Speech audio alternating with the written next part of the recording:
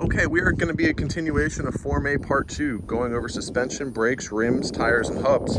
First, looking at the suspension, we have our front and rear spring mounts. As you can see, our front, and we have our rear to the back over there. Okay, there's no, it is mounted to the frame, as you can see, not cracked, bent, broken, or missing any pieces. We have our middle spring mount over here in the middle, as you can see, properly mounted and secured to the axle by the 2 U-bolts, as you can see on the top, and the 4 nuts, which would be at the bottom of that.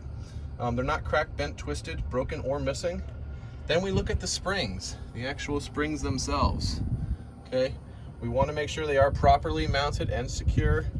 They're not cracked, they're not bent, and nothing has shifted with them. Okay.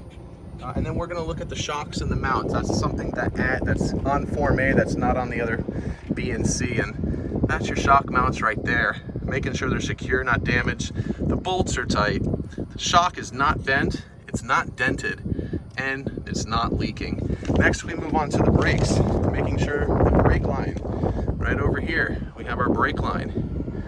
We want to make sure there's no cuts, abrasions, bulges, leaks, fittings, couplings are secure. And then we'll look at the chamber itself over here. As you can see, properly mounted and secure, no dents, no cracks, no leaks. Clamp is present, not damaged and tight. We look at the slack adjuster, okay, on the other side, which is like a push rod. So we're gonna look at that, make sure it's not bent, cracked. The cotter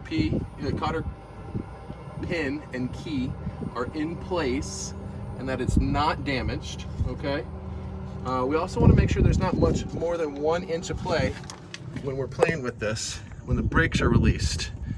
Shouldn't be more than 1 inch of play. Then we'll look at the drum linings, make sure they're properly mounted and secure on the inside. No cracks, nothing is bent.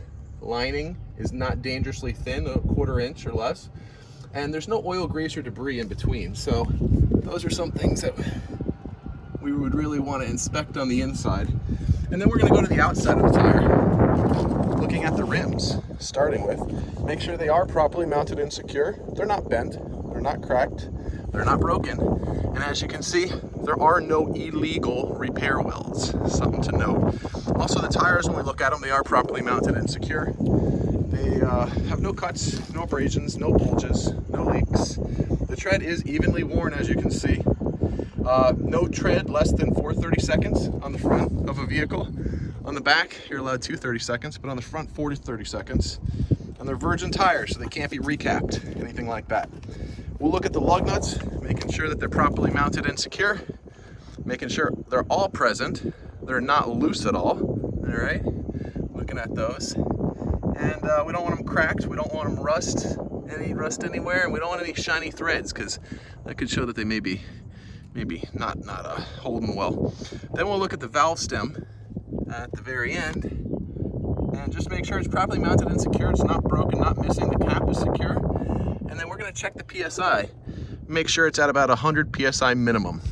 And that will conclude Part 2, Form A of Florida CDL inspection.